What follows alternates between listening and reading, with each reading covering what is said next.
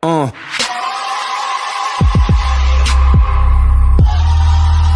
Hallelujah. Yeah.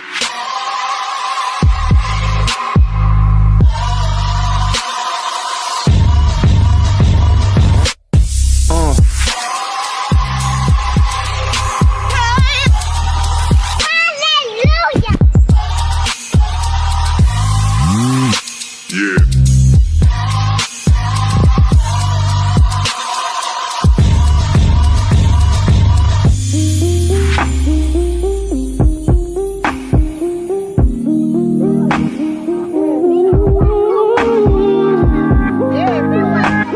Welcome to the Blue Stable Podcast, everybody. Welcome to the Matty Ice era. The Matty Ice era is alive and well in Indianapolis. And damn it, I'm going to take this victory lap. I would say maybe you should actually take a lap, Michael. I feel like you Hey, earned it. I mean, Michael, look. I'll say this. I don't give Michael all his credit because he gives himself enough credit, if you know what I'm saying, Rashad. But Michael did bring up the possibility that the Colts should go after Matty Ice. I want to say like a week into the offseason, probably, maybe like a week after the Super Bowl. I think it was like a few days after the Super February 13th, to be exact. He's got a date. Look at him time stamping this stuff. Like I said, he hypes himself up enough. But he was first that I know of people that wanted Matt Ryan here. He deserves it. Let's give him a little round of applause, Rashad. Give it to him. He earned it. Okay. Now let's move on. But yeah, I mean, congrats, Mike. Congrats. You earned it. Matty Ice, guys. I don't even want to talk about me. Matty Ice. Well, I'll exclude Rashad from this conversation because he didn't want him before. So I mean, if we want to bring up, I have the screenshots. Okay, if we want to bring up that conversation long ago, but Rashad, come in here, man. I'll let you get in on the talk, man. Matty Ice is now in Indianapolis. We're gonna talk all about it. We're gonna get into his press conference. We're gonna get into all the good stuff that Matty Ice brings to the table. But I would just want to get everyone's initial reactions from everything. So, Rashad, I'll start with you. When the news broke, Matt Ryan's coming to Indianapolis, what were your initial thoughts? I wasn't shocked because obviously, me and Dustin was on top of the story for about 4 days. Because I think I tweeted it's kind of cold outside about 4 days prior to the signing. And that was kind of like a hint that things was looking good on that front. You know, it was still kind of fluid because at that time, Deshaun Watson was looking like he was headed to Atlanta. So we pretty much knew that was the landing spot for Matt Ryan had the trade went through. But ever since he picked, Cleveland, things kind of switched up. So we was kind of worried. Me and Dustin spent a lot of phone calls talking to each other and a lot of text messages we exchanged trying to get things solidified, see if our stories matched up, the things we was hearing. So when we finally realized that it was gonna be Matt, it was exciting, man. It was exciting to hear. The Carson trade went through last year. It just kind of wasn't that, it didn't move the needle that much for me.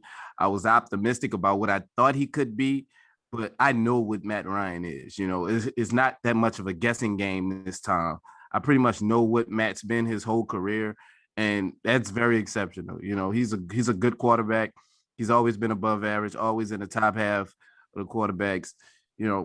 I'm excited to have him, man. When the news broke, like I said, even knowing days in advance that I felt like it was going to go this way, it still was the weight of the world coming off my shoulders now that announcement was finally made, and the Colts can go back to being normal for once. Dustin, what about you, man? I don't know if normal is the word I'll ever use about Colts Nation.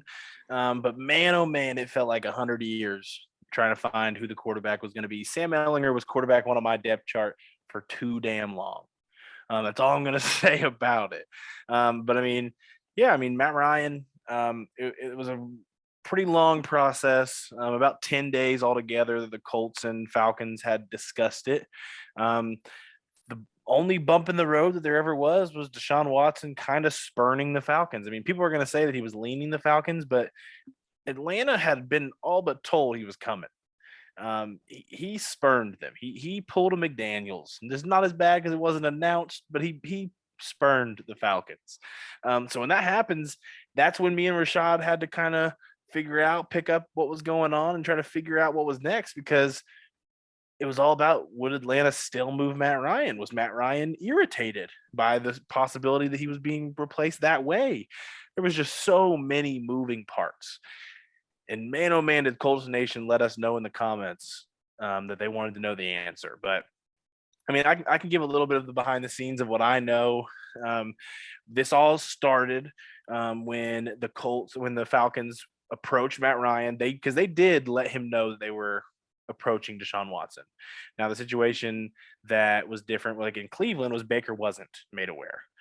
Baker Mayfield obviously requested a trade as soon as he found out they were interested, and did request to come to Indy. I've said it multiple times, and I know there's been some contradicting reports from other people, but Baker Mayfield was never an option for Indianapolis. They had no interest. They never made an offer. They never made a call about him. Baker was never coming here. It was always going to be Matt Ryan if that move kind of happened because of the Deshaun Watson situation.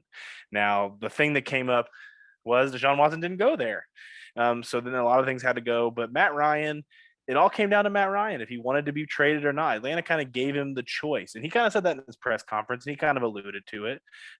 He got to talk with Frank Reich and Chris Ballard during this whole process, and they made him feel comfortable enough that Indy was where he wanted to go. Indy was the only spot for Matt Ryan. He said that, and that could just be player talk sometimes, but there was no other option. He was not going to Seattle. Seattle was the other team being mentioned about him.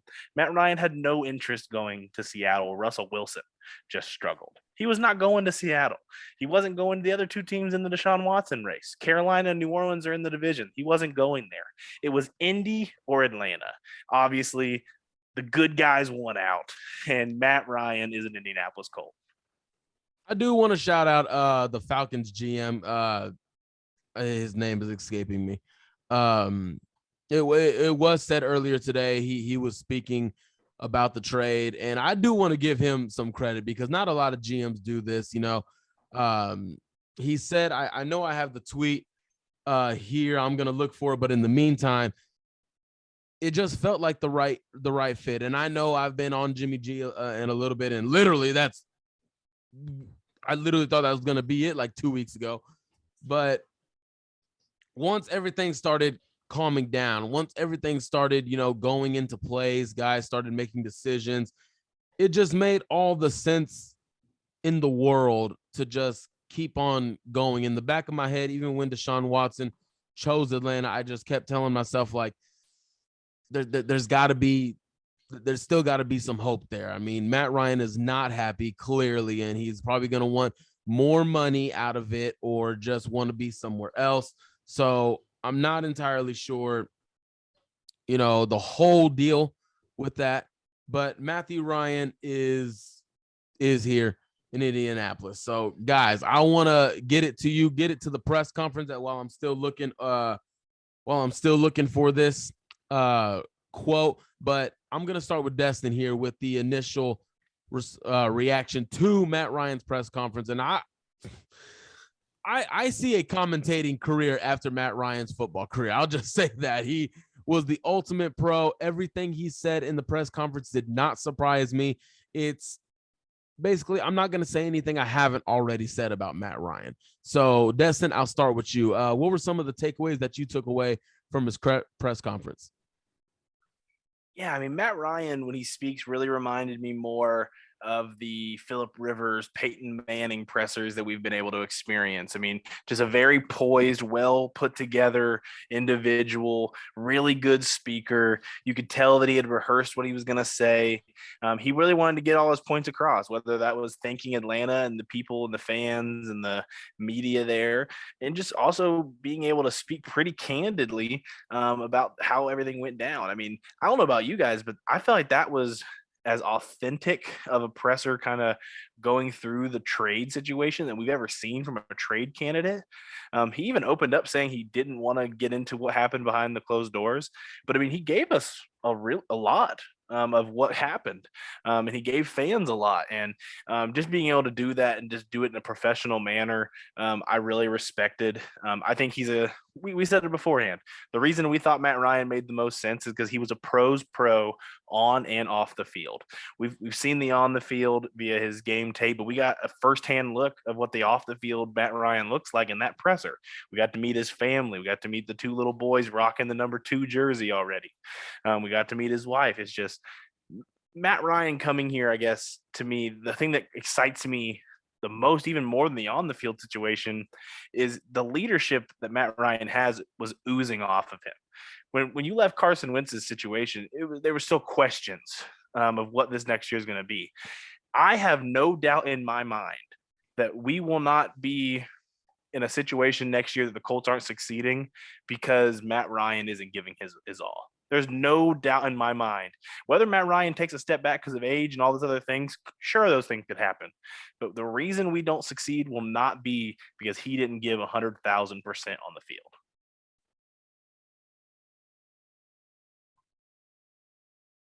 Yeah, Dustin, I think you're absolutely right. One thing that stood out to me the most is probably how vulnerable Matt was in the press conference, how open and honest he was. You know, he spoke about the things that made him uncomfortable throughout the situation, how he's never been in that position before.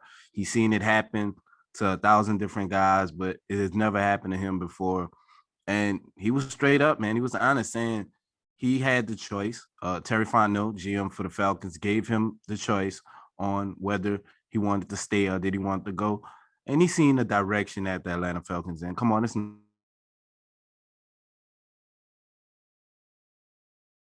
decided, you know, that going to Indianapolis, I won't say going somewhere else because he specifically said Indianapolis is the place he wanted to go and the only place that he wanted to go.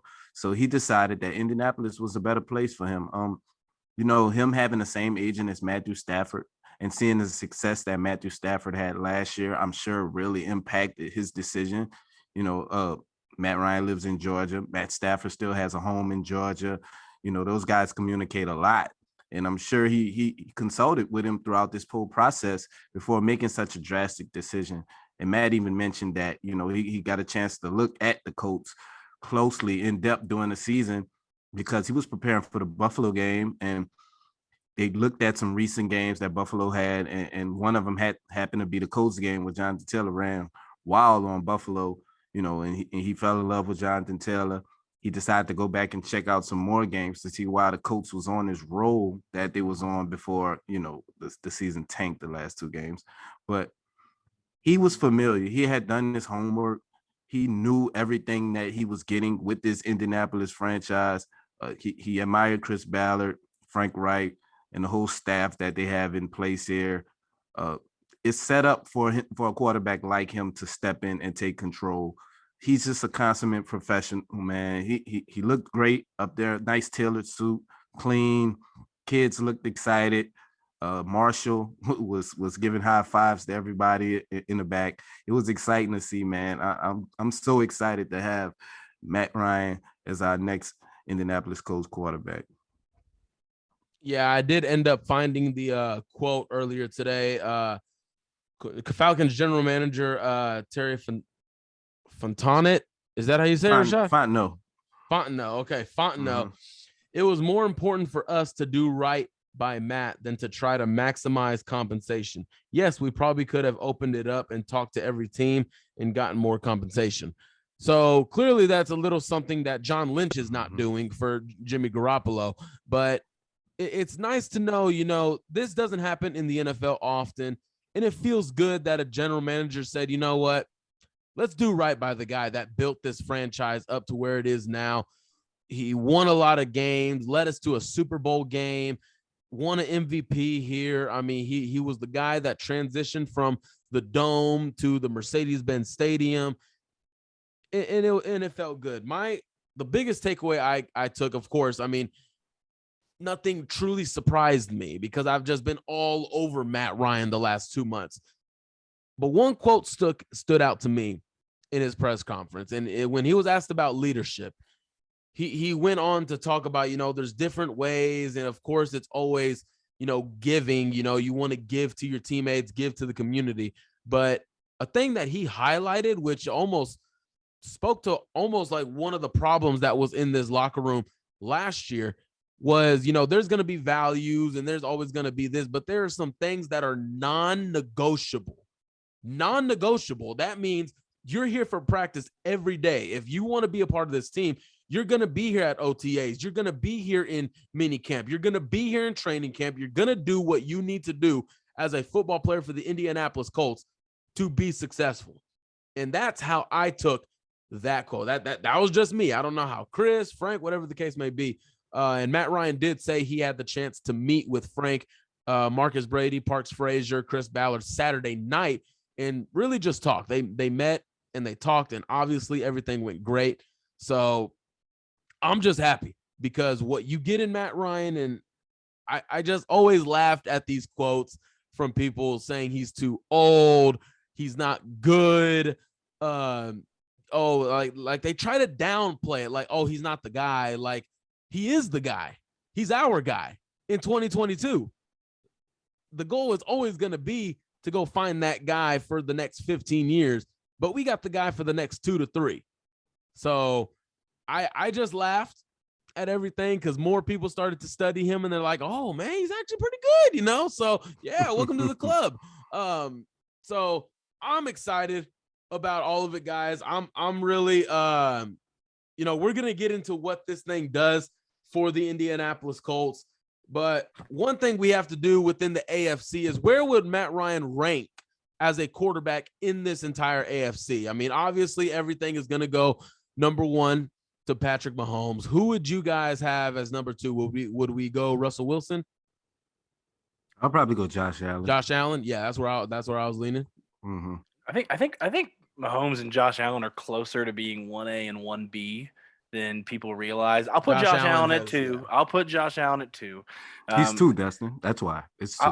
I'll put him at 2. I'll put by him every at metric. 2. He's 2, Dustin. I know he's close. He's trying to, yeah. By every metric, I said 2. It's getting closer to being 1A, 1B, but I'll keep him at 2 for now. I'll definitely keep Josh Allen at 2 for now. I think the next one's really, really close. It's really all about preference to me. It's probably the Justin Herbert, Joe Burrow realm. I would take those 2 over Russell Wilson personally, just because we've kind of seen Russell Wilson take a slight step down. He's still a great quarterback, and he's who I would have follow those 2 guys before I get attacked in my mentions. Dustin, this is about Matt Ryan. Why is Matt Ryan not number 3? Why is Matt Ryan not number 3? We need to hype him up. We need to go for the headlines. Matt Ryan is the second best quarterback behind Josh Allen. That's the headline for the show. I think what I would say currently, as I look at the AFC, I probably think Matt Ryan, if Deshaun Watson is able to play this next year, we'll kind of see if the NFL brings down any sort of suspension there. It's really hard to tell still there. If Watson is on the field playing, I think Matt Ryan's the 9th best quarterback in the AFC is where I'd probably have him. So I'd have him personally after Mahomes, after Josh Allen, the Justin Herbert, Joe Burrow. It really just depends on who you are and the order you have him in for me. Russell Wilson would go. I would put Deshaun Watson, of course, in there. Deshaun Watson would be above Russell Wilson if he's playing. So Watson, Wilson. So there's 6 guys. I would probably put Lamar at 7. Yep. Derek Carr at 8, and then Matt Ryan at 9. I think that's how mine would roll. I would have Matt Ryan above Ryan Tannehill, who some would probably say is in that realm. The rookies from last year, it's kind of tough. We'll see what the second-year jump looks like for them. I think Trevor Lawrence will be better this year. Zach Wilson could take a step. Justin Fields could take a step. Mac Jones had a really good rookie year. I think Matt Ryan right now for me would be solid at 9 in the AFC.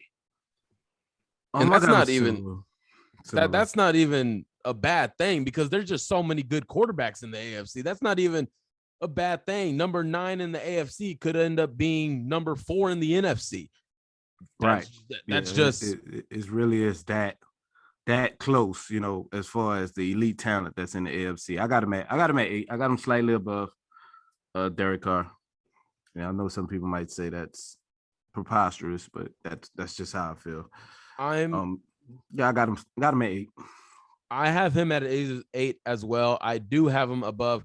Now, Rashad and I were thinking the same thing on this. I have him above Derek Carr only because before the snap, this dude, Matt Ryan, and I keep talking about it, and you guys have heard me talk about it. Pre-snap is about maybe 50-60% of the quarterback job in the NFL. Getting out of bad plays, getting into good plays, setting your guys up for a better route, taking advantage of matchups you see. It's just that has a lot to do with it. I think Matt Ryan does it a little bit better than Derek Carr, even though Derek Carr is still good at it. I think Matt Ryan is elite at that in the decision-making pre-snap. So now that we've talked about, where does Matt Ryan stack up in the AFC? Where do the Colts stack up in the AFC now? Because remember, that we're not just talking about just Matt Ryan. We also added Yannick Ngakoue.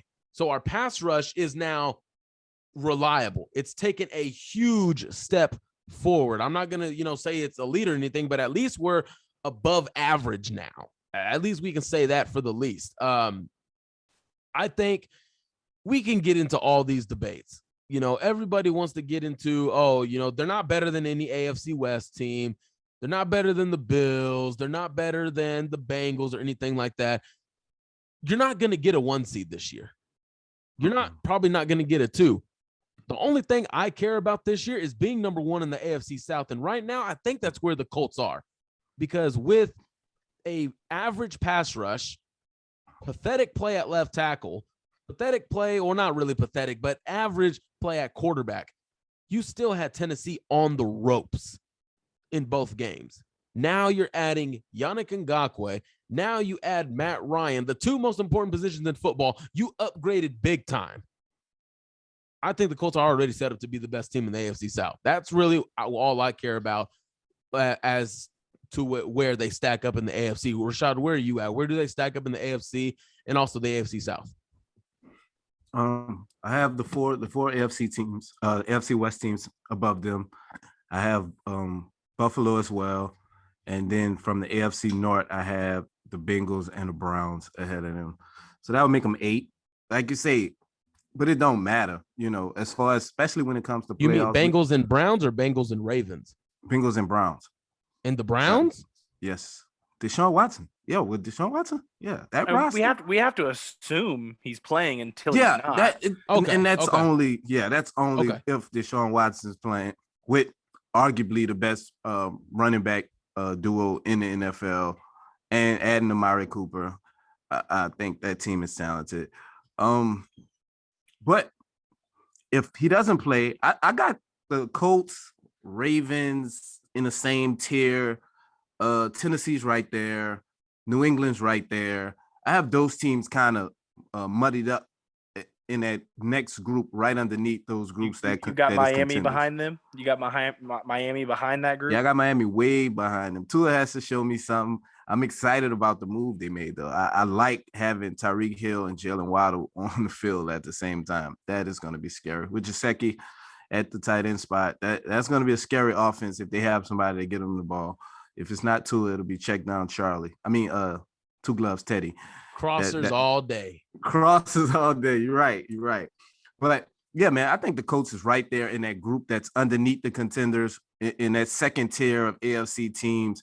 It's loaded, but I definitely see a way that the Colts can make the playoffs. They definitely can win the division. And I know people are drooling over the AFC West, but all 4 of those teams won't make the playoffs. It's impossible for all 4.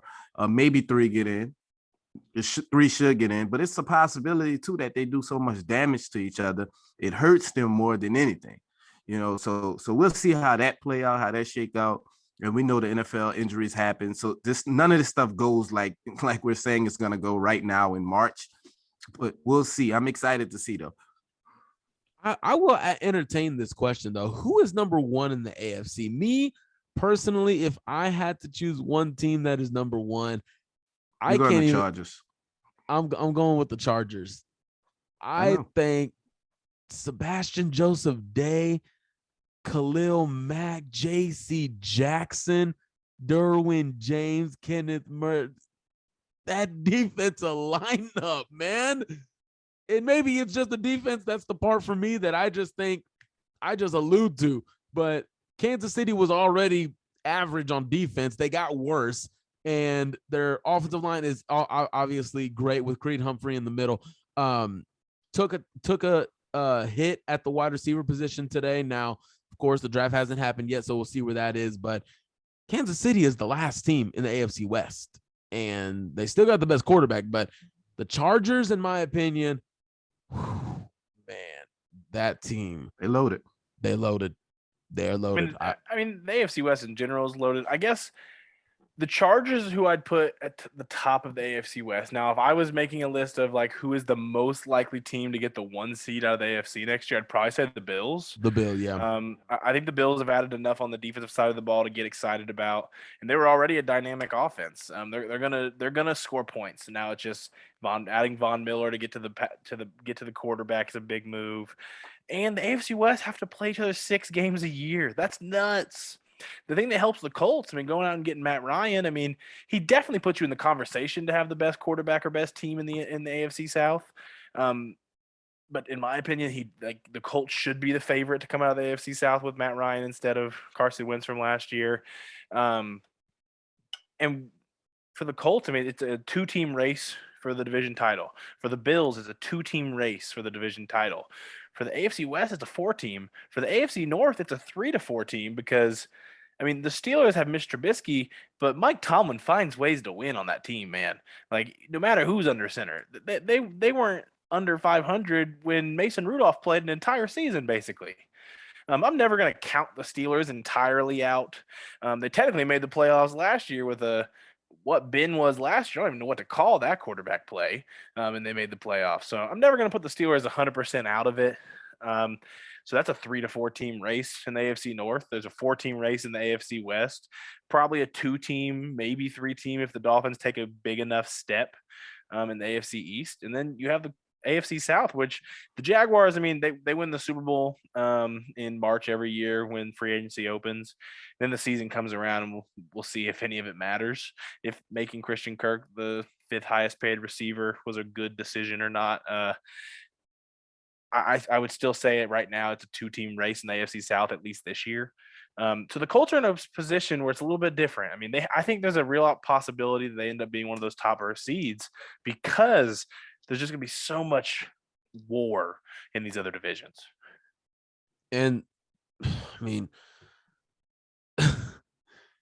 I felt no confidence for 17 games. I felt no confidence from our previous quarterback. Even last year when the trade went down, hey, the physical tools are there, but where is he between the ears? Where is he mentally? With Matt Ryan, you don't have any of those questions. You don't have any of them. This is a guy that in Atlanta, your defense was horrible. There was no pass rush to speak of. There was no pass defense to speak of. The offensive line was bad. Your best offensive weapon walked away from the game, ended up betting online and having the worst negative gross wages in betting history. And he still got the Falcons to 7-10. Are you kidding me? If it wasn't for Matt Ryan, the Falcons probably have the number 1 overall seed right now.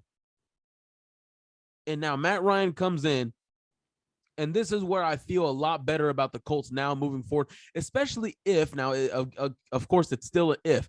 If you get to January, this is a guy who you believe in when it's 1:50, 2 minutes left on the clock, and you're down by 2, you're down by 5. You have all the confidence in the world in this guy to get it done. That's just the thing. Yes, are these quarterbacks better? If you meet Patrick Mahomes in the playoffs, are you worse in the quarterback department? Yes, but that doesn't mean your quarterback situation is not good. So when you get out on that field, Matt Ryan has a chance to beat Patrick Mahomes, and the likelihood of that happening, especially against that defense, is pretty high. And I would take that every single day, and that's what I wanted, someone who maximizes this roster. what Matt Ryan was with Julio Jones, I am now excited about what he's going to be with Michael Pittman. Michael Pittman's not on that same tier of Julio Jones yet. He's not there. He's not even close. But okay, thank you. With Matt, yeah, I wanted to say that before Rashad got in here. But so we're proud of you, Michael. That's a step in the right direction. That's a step in the right direction. But I am excited to see Michael Pittman with Matt Ryan. This is one of the, other than Matt Ryan being here, Michael Pittman and Matt Ryan teaming up 2-11 again for Matt Ryan. I'm just excited about it. Yeah, I mean, it opens up everything, man, for a guy like Michael Pittman. You know, he had to deal with Carson's inconsistencies as well. You know, he got up to a great start, and then he kind of hit like a mid-season slump. That's something you probably won't have to worry about with Matt Ryan. That's a guy that's going to consistently find you, and he's definitely going to benefit from having a guy like Michael Pittman, a big, strong guy, a guy that can go up and get the ball, because Matt's going to give you a shot, man. If you got those one-on-one situations, Matt's going to give you an opportunity. He's not going to be reckless with the football. And I really think the other guys that's going to benefit the most from this is Paris Campbell, Nyheim Hines, the yak guys, the guys that's really great at getting the ball in their hands and turning it upfield and making a play. Nyheim Hines was pretty much non-existent in our offense last year. And after he had such a great year with Phillip the year before, you know, we saw him suffer. We saw his production drop off. He had just got paid. A lot of people was upset with him, but it wasn't really his fault. He just had a quarterback that didn't play to his strengths. Now that we have a guy like Matt Ryan back there, he's going to see a lot more passes, a lot more opportunities to get the ball in space and make a play, something that he excels at. And hopefully Paris Campbell can get healthy. And he's a guy that we saw benefit with Phillip Rivers as well. I mean, his first game that he played before he got injured for the rest of the season, he was the leading receiver for the Colts that game against Jacksonville to open up the 2020 season. So hopefully we get that Paris Campbell that played with Phillip Rivers that game for a season. We can finally see him put a full healthy season together. And those guys are really going to be excited to see what Matt Ryan brings to the table. Yeah, shout out our draft writer, Jake. You know, that's his name on Twitter, Nyheim Hines Resurrection Season. And shout out Jake. Shout out Jake, man. Another place where I want to see a little bit of development here. I really hate our tight end room. I hate it. But how? You're the biggest Mo Cox fan there is. I am willing, and I am still in the process of talking myself back into it. Mo Cox did not have a very good quarterback last year. That's not his fault. You know, in that overtime game, in the overtime against Tennessee, when Carson threw into quadruple coverage, he had Mo Cox wide open on the sideline. Now, would he have caught it? I don't know. But with Matt Ryan, you know, he gets the ball to Mo right there, or Jonathan, who could have took it off for 30, 40 yards. I am willing to open my heart and my mind up to Mo Cox again because Matt Ryan is in town now. Off-season work. Are they going to build a rapport? Are they going to get going? Kylan Granson, right now, the way it looks, the Colts are putting a lot of pressure. Pressure is on Kylan Granson to develop quickly. And I don't like that. That's why I really need a tight end in here. And a rookie sort of really just isn't going to change that because there's not a Kyle Pitts, and you're not in the first round this year. So Mo Cox has got to be that guy. He's got to be the guy that Matt can rely on because I've said it for the past couple of years, a tight end in Frank Reich's system just changes this offense. It changes it, especially if you have the dominant run game now. So with Mo, we already know he's a solid blocker. But can he be our tight end one, which he currently is right now? I am working myself. I am opening my mind and opening my heart to it. I'm more open to him now than I was last week because at the end of the day, I'm going to have to root for this guy because he's our tight end one, and he's going to be day one unless something just falls out of the sky. So it's Mo Cox season again, everybody. Okay. Say that again. I couldn't hear you. Sorry, my headphones went out. It is Mo Cox season again, everybody. I believed in him once. and it was a little bit back and forth between him and Carson and why it didn't work out. But now he has the quarterback to get it done. So now Mo really doesn't have any other excuse now. So Mo, I'm back on the train. Do not disappoint me for a 6th year in a row. Please. Destin. He's definitely going to disappoint you. But go ahead. So here's the thing. I feel like for Wally Cox to make you happy, it'd probably have to be like a 1,200 yard season, 1,500 yards, 20 touchdowns, something nuts for you to be able to like finally get off this man. But I think I'm not going to push back on it because I think the tight end room is still an issue. But I guess the thing that I'm going to point out is really no matter who the tight end is, Matt Ryan's has found a way to produce. I mean, people are going to say Austin Hooper was a Pro Bowler. He's only been a Pro Bowler with Matt Ryan. He's looked very below average in Cleveland.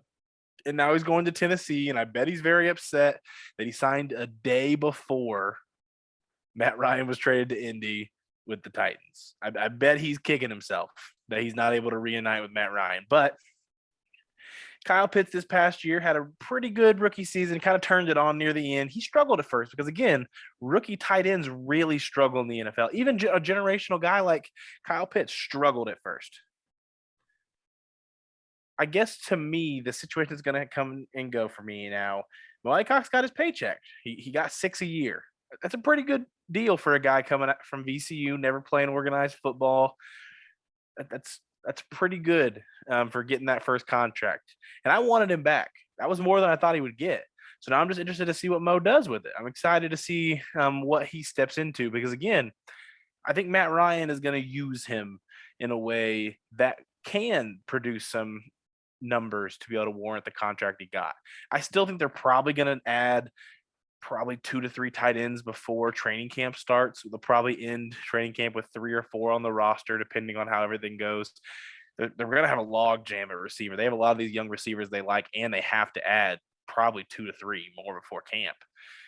So I'm just going to be really interested to see how this all plays out. But I wouldn't count the tight ends currently on the roster out. I think Matt Ryan is going to benefit them more than people think. I'm not mad at that. I expect Kylan Granson to take a leap, one more year for getting familiar with this system, learning the playbook, learning what's asked for him to do. We can see him similar to a Trey Burton role. I know that was the projection on him when we did player comps a year ago. So hopefully he gets into that mold and he could be that change of pace tight end that Ballard and Frank Wright was hoping he'd be when they drafted him because they was excited. I don't know if y'all remember, they was excited about him on draft day, man. Frank Wright was jumping up and down saying he got his guy. So obviously they envisioned something special, a specific role for him. And I think that's what we're looking for him to start to become next season. Definitely going to get more opportunities with Jack Doyle retiring.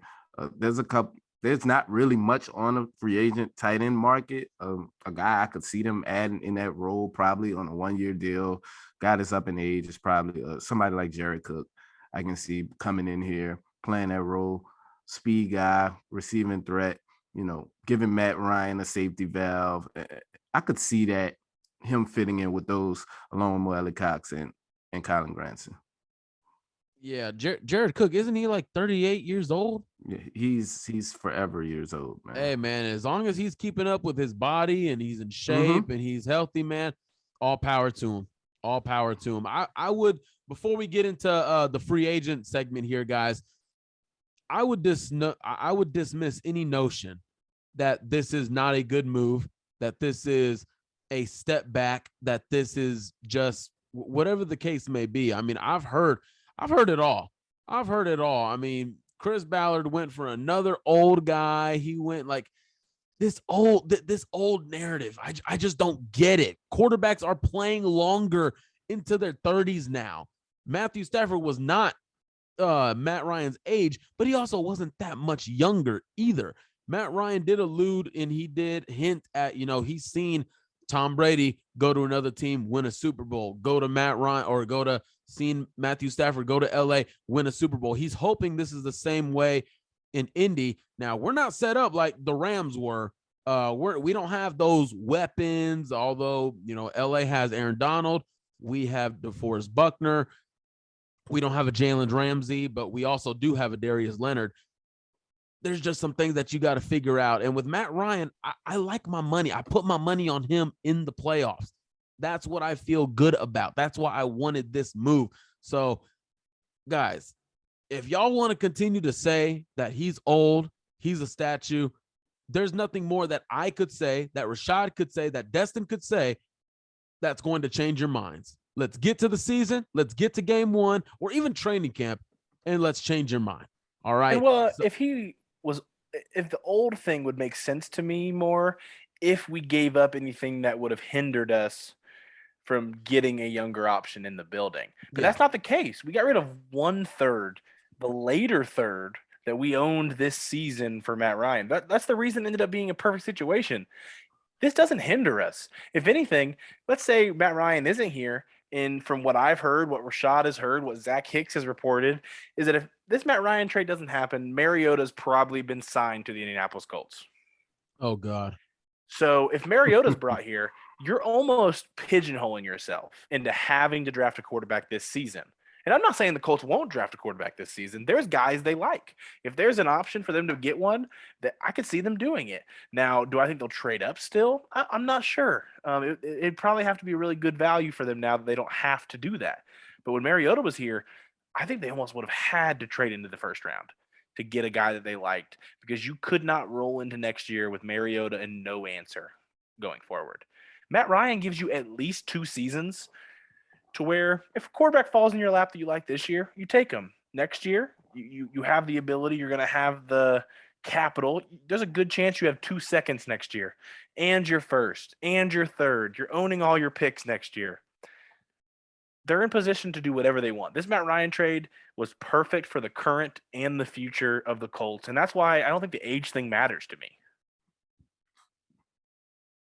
I'm not concerned with his age either. Yeah, I'm not even looking at the age, dude. The film tells me everything I need to know. I mean, I know what his age is, but again, I feel like this Matt Ryan move, if the Colts add some good pieces, and I do think this has the potential to be a Matthew Stafford type move. Now, you're not set up where the Rams were last year. You still got ways to go at wide receiver. You need to find a corner. So you need to find those things first. But I like where they're at right now. They're in the easiest division in the conference. If you win that, you get a home playoff game, and we all know what we say. We don't care. Just get in the playoffs. And that's what happens. That we'll see. I'm excited about it, guys. Of course, we still got the draft. We still got some free agents. We're going to get into that right now, guys. So let's go ahead and get into it. Quarterback is no longer a need, guys. My prayer has been answered. Marcus Mariota is not my quarterback in 2022. So I probably wouldn't even make the trip to training camp if Marcus Mariota was my quarterback, honestly. So now I have something to look forward to in July or August, whenever we all decide to go, guys. So getting into wide receivers, okay, we're going to get into this market because clearly this is what the Colts need to attack. Excuse me, guys. So available names still on the market. You still got guys like Will Fuller, Julio Jones. We've heard a lot of his name lately already. Cole Beasley. You got Marquise Goodwin. T.Y. Hilton is still out there. Jarvis Landry is still out there. Emmanuel Sanders, A.J. Green, Keelan Cole. Still got Albert Wilson. You still got Odell Beckham. He's unsigned. Traequan Smith, Destin's boy. He's available. Maybe if you want to go with D.D. Westbrook, the old Oklahoma Sooner, you still got some guys there. So if I'm missing anybody, please, Rashad, Destin, bring up someone if I missed anybody. But if we haven't, who are some of these guys that you would at least just want to take? And I guess I'll pull a Destin here. Everybody not named T.Y. Hilton, who would you like to see brought in here? Yeah, I mean, you mentioned a good amount of them. I think Julio Jones is going to be the name that most people throw at the Colts just because of the connection with Matt Ryan's there. He's a free agent. I think that'd be an interesting option. Personally, everyone keeps asking me about it. I haven't heard a peep about Julio Jones. That doesn't mean he's not coming. I have just not heard a person tell me that there isn't any communication, that there's been anything going in that direction. He still could be a Colt. It could happen. It could just be something that's just not happening yet. Um, and then the rest of the free agents, I mean, I think we know Chris Ballard at this point that receiver doesn't seem like where he's willing to swing big in free agency. It just never really feels like the position he wants to go. I think the BC tier guys would make a lot of sense. You mentioned Traequan Smith, who I really like. A lot of speed, only 26 years old, creates pretty good separation, especially in the middle to deep area of the field.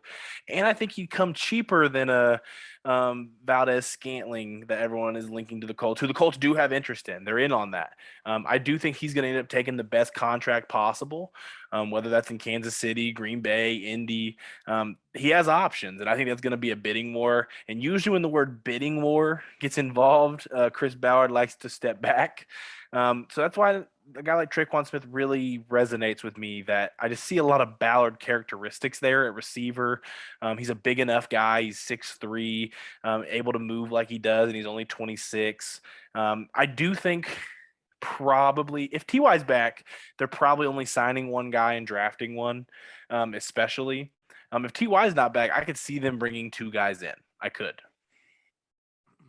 Well, yeah, when we're talking about signing and trying to build a wide receiver room, you kind of want a guy opposite of Michael Pittman that has that speed to his game, a guy that can stretch the field, a guy that can take the top off the defense.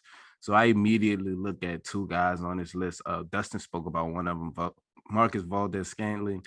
He's a guy with some untapped potential. You know, people are going to spend 11 million, around 10, 11 million a year on him because he's a young guy.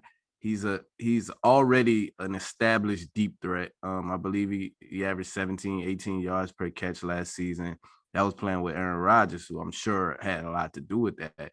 But he's a guy that can get out there and would be the ideal guy as far as size and speed and skill set to match up with Michael Pittman.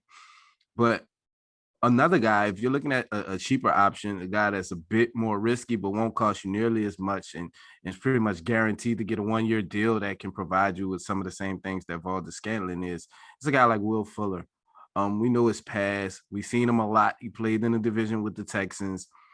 Spent the last time I seen him, he was in Miami, I believe. He's a guy with a lot of potential, man. Was a clear-cut number one receiver when he was in Houston after DeAndre Hopkins parted ways. He's a guy that showed that he has that speed element to his game. He's a deep threat, but you know, it comes with some off the field things, a lot of injury history, and he also has been suspended before in the past. So that's a little more riskier option, but you can get him for a lot cheaper. And we know Ballard likes to shop in the bargain bin. I can see him giving him a one-year prove-it deal. Will Fuller having a great season and going on to sign a long-term deal somewhere else because Ballard lets those type of guys walk. He doesn't pay those type of guys. So I can see both of them as options. I heard they do have interest in Valdez Scantling.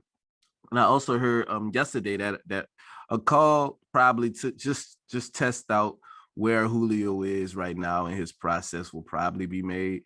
But I don't know. I have no way to confirm that the call has been made. I'm sure they call. They do their due diligence on a lot of guys that you may not even hear about, but they just call to check the market, see what's going on with them, see how they feel, gauge their interest, and so they can help them in their decision-making process. So I'm pretty sure they've been in touch with guys like Julio, Valdez Scantling, and we'll see more of the market unfold in these next days to come.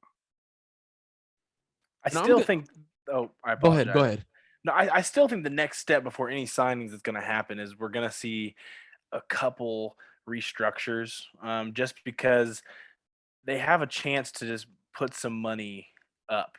They got all the way up to 27 to 28 already just with Matt Ryan.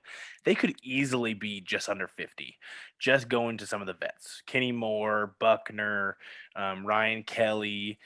That could easily get them to just under 50. And then this second wave is theirs. They can have whoever they want, and it won't even be an issue. And we're probably going to talk about more than just receivers here soon, so I'll leave that for a second. Well, real quick, I just want to get into one more receiver, and this is a guy that I really don't think it happens, but I am interested in it. Is Odell Beckham. And this is a guy that, man, I was all the way wrong about him. I really was. I criticized him for what happened in Cleveland. I said, Rashad, I remember, I think we were texting or we were on the show. I think I said he cares more about the lights than he does football. He cares more about, all the glamour and everything than he does, man. He got to LA and he went to work. Like he was so determined to change this narrative. He didn't take over the locker room. He understood it was Cooper Kupp's room. He understood, with Robert Woods going down, he stepped up into a bigger role, and he went to work. I didn't hear a peep about Odell Beckham, anything negative about him out of LA. He went to work and he did his job. And that kind of proved to me, like, man, this dude, he did nothing wrong. Maybe in New York, maybe there was some of that. Okay, maybe, but he grew up a little bit. And he was humbled a little bit, knowing that not every situation I can make better. But in LA really showed me a lot. And I was all the way wrong about him. I criticized him unfairly. I was very ignorant to what the situation was, what it truly was. So I will apologize to Odell Beckham in that sense. But I would also still, speaking of 1-year deals, I don't see him getting a multi-year deal. And if he does, God bless him. But another knee injury, probably won't be available till October, November. Why not a 1-year, $12 million deal? Why not? Just 1 year. Prove it. I think Odell's going to have a hard time getting that market and getting that contract.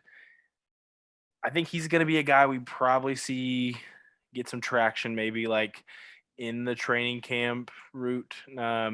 He's just got to get healthier. Because the thing with ACLs, and we've said this before, I mean, ACL tears are becoming more and more just less and less of a big deal, I guess is the wording I'm trying to use here, where guys are able to get back to their selves pretty easily, but you just got to get what that timetable is going to look like. And the thing is, right now, his time frame is going to probably include about 3 different months when people are talking about when he could come back. And if he waits that out, gets healthier, he's going to get a more clear timetable, and that's when people will be able to kind of put him on the radar a little bit more. So Odell's probably going to be a guy that has to wait a little bit. I wouldn't mind that.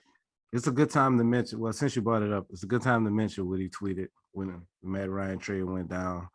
He said, "Random thought, bro. I really think Matt Ryan to the Colts was actually fire. I think bro will elevate and do something special over there." So Odell's paying attention. I got a chance to speak with him immediately after the Super Bowl when we got back to the hotel, and man, completely different dude. Odell grew up in New Orleans, about 10 minutes away from me. So I've seen him a lot and engaged briefly with him a lot. He's grown up. He's a complete different guy now. I mean, he still likes to have fun and do the Odell things, but it's from a different perspective, man. He's always was a hard worker. It's just sometimes I think he had a problem separating the fun from the business. And it seems like now he has everything in his proper perspective.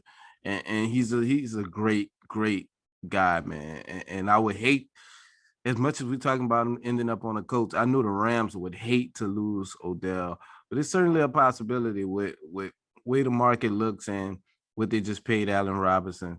But supposedly they have enough money to sign Odell too, so we'll see how that goes on. Now, one more thing on Odell.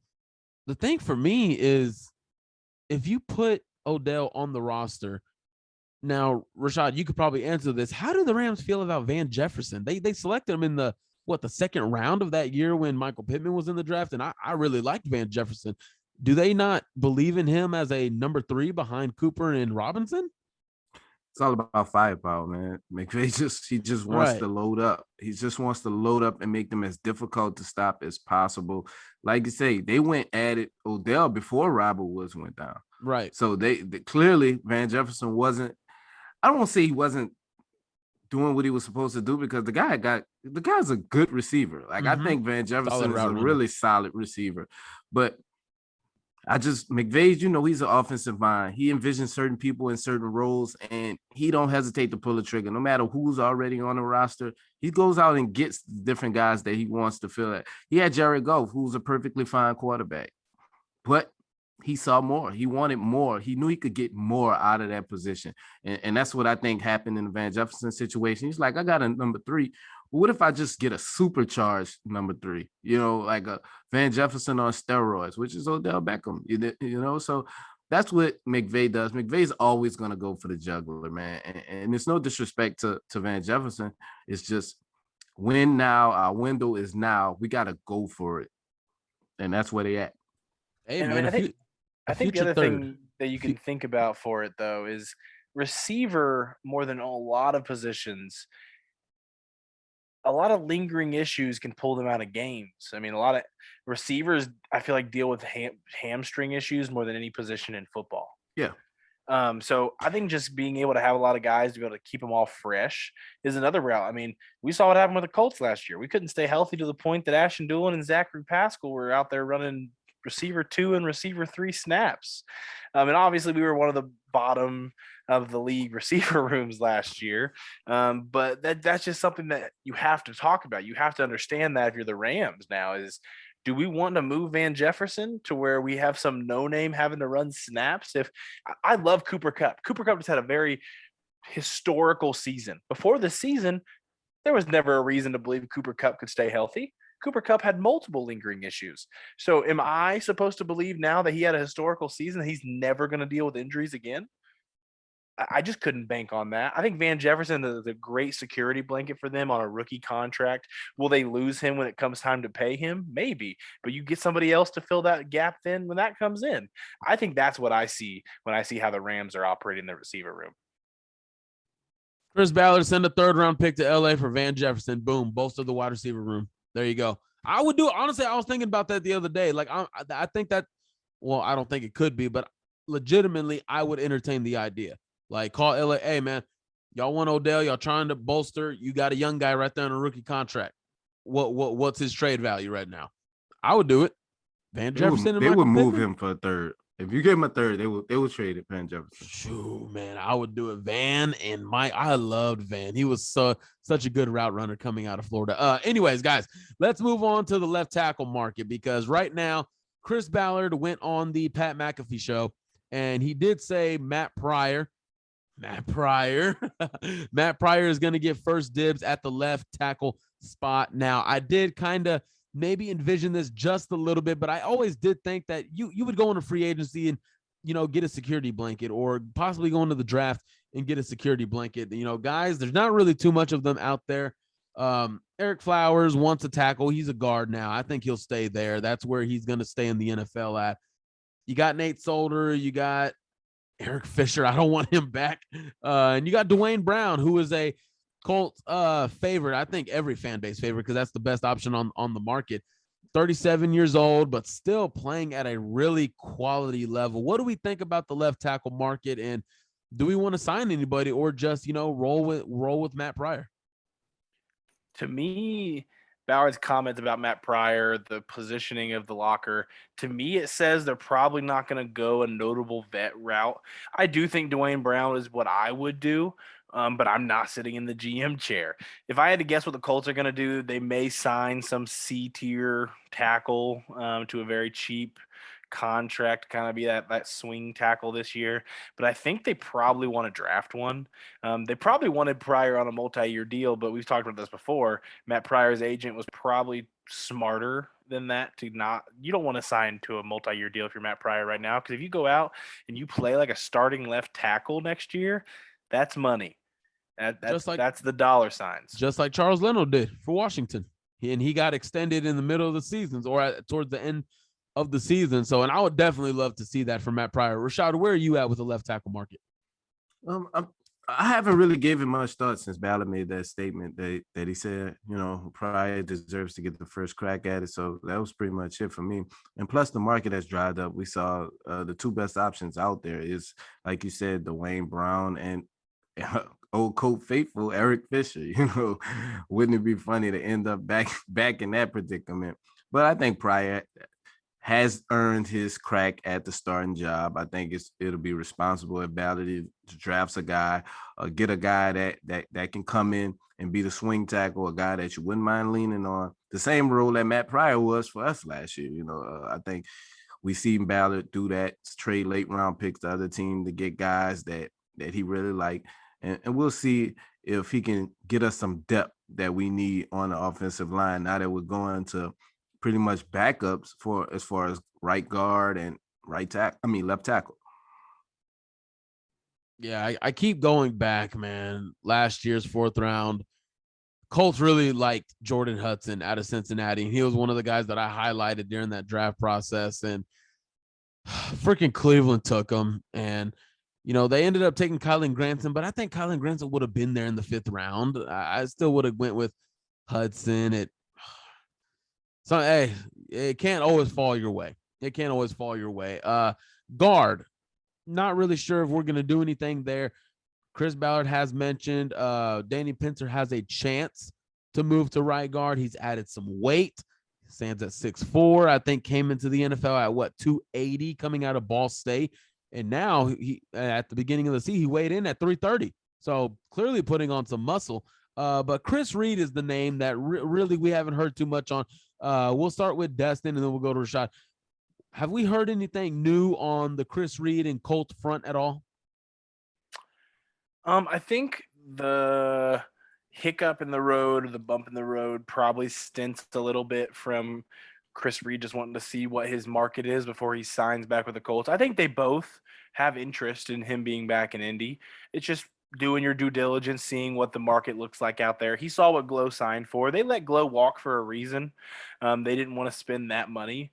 So if Chris Reed is wanting and can get a similar offer to what Glowinski got from New York, it'll be interesting to see how it plays out. They like Pinter. I still think they view Pinter in a light where they would prefer him to be that rotational guy behind Kelly that can play the guard spot as well, because that's a valuable spot in the NFL. It's not something that I know Pinter would probably want to be his career, but the Colts always want those rotational tackles, those rotational guards, because again, injuries come in the NFL.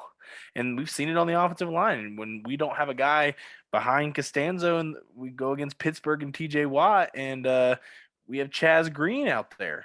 And that just can't, that you don't want that to happen. So I think it'll just come down to if the money is right. They want Chris Reed back. He would like to be back. It just really is going to come down to how lucrative his market is out there. Yeah, simple as Glowinski signed for 3 years, $20 million. That's almost $7 million per. Chris Reed's not gonna get that from anybody. The guard market's pretty much is dried up as well. Ballard loves to do this to guys. Go out there, tell them go out there and test their market, see what they can get, and if they're not happy with come back to the table. We got this offer on the table for you. So you at least know you got this in your back pocket. You go out there and you see what you can get. And if it's not an overwhelming offer from someone, I think Chris Reed will be back for not much, for maybe $4 or $5 million per. Yeah, but I mean, and I think that's the deal that the Colts would like to do as well. Mm-hmm. Or we can just stay cheap and just go with Danny Pinter. Right. So my question for you, Mike, is if that's the route, like what do you want to do behind Kelly and behind Pinter next year? We can. So I'll tell you this right now: the fact that it took longer than 5 seconds is because this becomes a problem. I like Will Fries. He was a pretty solid run blocker last year when he came in, and he was a rookie, so he could still develop in the pass protection realm. If he did develop over the offseason and they believe in him, I could definitely see that being an option where they let Pinter start and they let Will Fries kind of slide into that interior depth role for sure. You can always bring back old faithful Joey Hunt. Yeah, let's talk about the next position. All right, let's go into the defensive end position because this is still an area where you would like to see some depth. Yannick Ngakoue, Kwity Paye, DeForest Buckner, Grover Stewart, Taekwon Lewis, Dio Dangbo. That's still a great room. Thank God Isaac Rochelle is gone. Al-Qadim Muhammad is in Chicago. Incoming Isaac Rochelle re-signs with the Colts tomorrow morning. No, I rebuke that in the name of Jesus. That is the devil trying to get into my ear, and I rebuke it.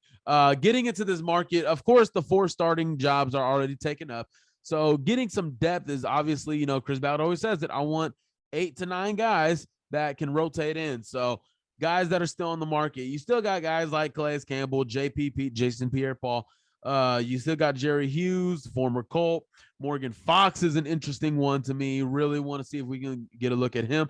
Carl Nassib, who was recently released from, what was it, Oakland, right? Well, Vegas, but yeah. Vegas. Sorry, guys. Not even, Jadeveon Clowney could be good depth if his ego gets out of the way and he understands that he's a backup at this point in his sorry-ass career. He had a good year in Cleveland last year. I know we're not big Clowney fans on this show, don't get me wrong, but he had a good year last year. Dude's not signing to be a backup next year. All right, well then he's not coming. But guys, I want to get it started here. Where are we looking at? And also Komoko Toure is still out there on the market. We just had an interview with him, guys. So if you did miss that, go ahead and go onto the Blue Stable YouTube and check that episode out. Definitely had a good interview with him. I would like to also get Komoko Toure back if we couldn't get any of these other guys. So Rashad, where are you at with the defensive line? The major work has been done, with the Yannick Ngakoue trade. So we're just really looking for some rotational pieces, just bodies. I would love to see Komoko Toure come back. I think he's the ideal backup for the Leo position. We can use another big body edge guy to back up Quiddy, even though I know we re-signed Traequan Lewis, but there's no telling how he's going to look coming off of that injury.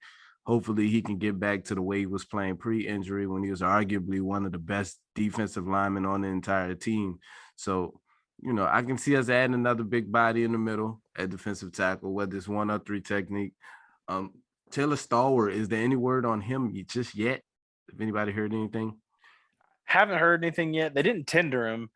Usually when that happens out of the restricted field, not saying the Colts don't have interest, but not enough to pay him that tender, which kind of makes me worried about if he'll be back or not. Because he flashed this last season.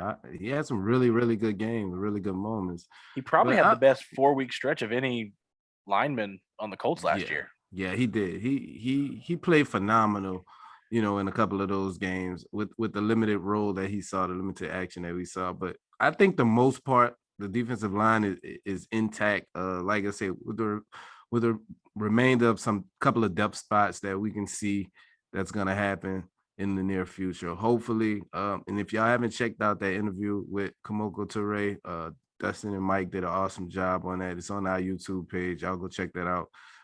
He sounds really upbeat, sounds positive, happy to be, controlling his own destiny for the first time in his career. And Al-Qadim Muhammad even makes a surprise visit. Seeing him for the last time. The last time. Yes. But I mean, you mentioned Toure. I agree. I think in that Leo spot behind Yannick, he would just be a great guy to be able to do that. I think it would fit his skill set, and he would see a higher snap count. Kind of been holding him back there. The behind Quiddy area, it'll just kind of depend on who of these vets, if any of them are interested in at this stage of their career, playing in that rotational part. I mean, Carlos Dunlap could be a fun one to be behind Quiddy Pay, but is he willing to be a rotational guy? I have no idea. A guy who isn't as big of a name that I like, that's a bigger end, that can also kind of slide into that interior, so him and Traequan Lewis could kind of split. I like Kerry Hyder. He was in Seattle last year, but he was with San Fran the year prior. He's a little explosive there for a 30-year-old being a bigger end. So I like Kerry Hyder. I wouldn't hate that signing either. Hey, Arden Key is not off the market, is he? I think Arden Key signed yesterday or today somewhere. I could be wrong. But I thought I saw his name. A couple others while I looked this up. I mean, Solomon Thomas, he was linked to the Colts last cycle. He was in Vegas last year, so has a connection to Gus. And DeForest and his time in San Francisco. Another guy who's an indie guy from the Indiana area, Ryan Kerrigan, was a free agent, a guy you could look at that might want to be a rotational guy at this point in his career. I'm not seeing anything on Arden Key, so he might be a free agent. Maybe the thing I saw was he was going to visit somebody. Let's go get Arden Key. Arden Key season. Come on, give it to me. Give it to me. I want the goods. I want the key to the kingdom. All right. Let's move on here, guys. Let's get into the last position before we wrap it up here, guys. Let's do the secondary. Okay, secondary in general, because we really do need some help there. We don't have backups. I wonder who the listeners are wanting us to talk about. Oh, I mean, man. has anybody else's feed just been really silent when it came to DBs this last week? I mean, I don't know if there's a person they want to talk about. I guess one person we could talk about. I don't know if you guys would be that interested. I've really become a fan of Honey the last couple of days. But I mean, so Traequan Matthew is a free agent. Who's Traequan Matthew? Oh, what? Oh, I was talking about Traequan. Oh, you're talking. I thought that was me. The Honey Badger guys. I apologize. See, no one's talking about it. That's why it's just like not in my head. But he's got a market. From what I have been told, it looks like it's coming down to about 3 teams. India's in the mix. They have interest. Matthew has interest in the Colts. It's just going to really depend on where he thinks is the best fit for him. If I had to make a guess right now where he signed, I'd probably say Vegas. But I mean, that's just a guess. But I really do think the Colts are in on him, and we'll see how it all comes down in the end. I think he'd be a great type. I mean, Gus likes to run those 3 safety sets. He likes to have that hybrid safety playing a full-time role, and he probably would be the perfect guy for it. A guy who's able to do a little bit of both, use his instincts to make the most. And he's a turnover type player, and the Colts like to run a defense where we're very heavy turnover oriented. We want to turn over the ball. I think he'd be a great guy to get on the field for sure. Yeah, man. This defense is made for a guy like Tyron. Put him in a role, kind of like a star role, a hybrid role. We can even see him play the slot cornerback and push Kenny out to the boundary in certain situations. I think it'll be very effective as well. Like in situations where you want to get your best 11 guys on the field, he gives you the versatility to do that, because he can do anything. He can set the edge in the run game. He can blitz the quarterback. He can play sideline to sideline, covering the deep post.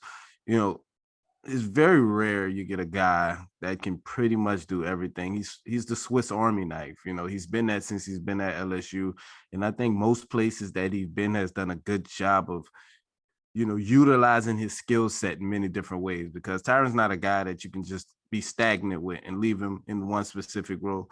You can do that, but you're really minimizing him and you're limiting him in a way he can affect the game. He's a game changer. He's a playmaker. You got to let him and put him in positions to make plays. But as far as everything that I've heard, Dustin pretty much covered it. We heard the same thing. We actually talked about it before the show, what we was hearing. Dustin heard 3 teams. I actually had somebody call me and tell me he's leaning toward the Raiders. If Stephon Gilmore, is trying to really get him to come over there, that would be scary, man. That would be scary with what that defense has added already and what they added on offense as well, man.